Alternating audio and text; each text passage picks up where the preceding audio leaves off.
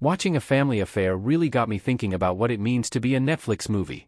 The streaming giant has released many daring projects, including some of my favorite films of the past few years, but those don't end up defining the brand.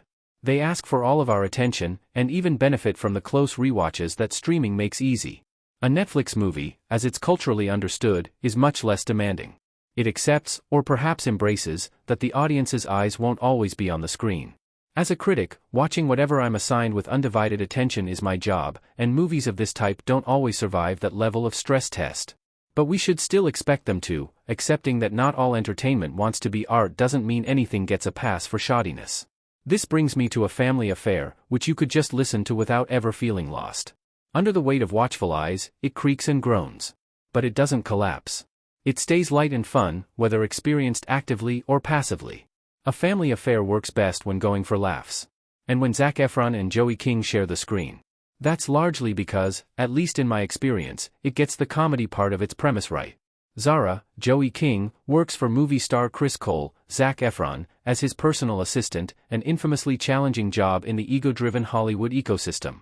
She's an aspiring producer and took the role on the promise of industry training, but after 2 years, she's still mostly running his errands, managing his breakups, and dealing with his petty tantrums.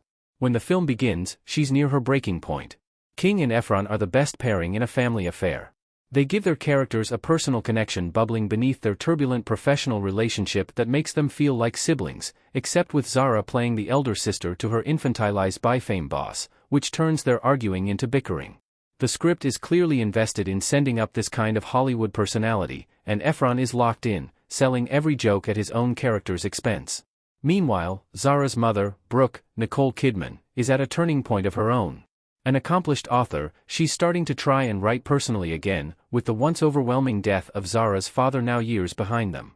Layla, Kathy Bates, her editor and also her mother-in-law, is encouraging Brooke to start dating again, too.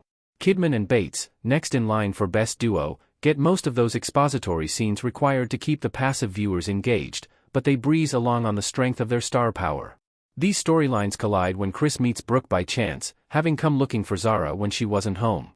They realize how little they know about each other and get to talking, discover they have more to talk about than they expected, and one thing leads to another. This is, naturally, a hell Zara could not have imagined for herself. The three actors intermingle to form A Family Affair's rom-com energy, with Kidman a grounded presence swept up in romance, King leaning into comedic exaggeration, and Efron bouncing between the two poles. It's not exactly a great sign when a rom-com's romantic leads are at best its number 3 actor pairing, but it speaks to a stark divide in what A Family Affair does and doesn't do well. Their first scene, which is also the one most played for laughs, is by far their best, but as much as we understand why their characters are drawn to one another, Kidman and Efron lack that critical spark that keeps us invested in the push and pull of their relationship.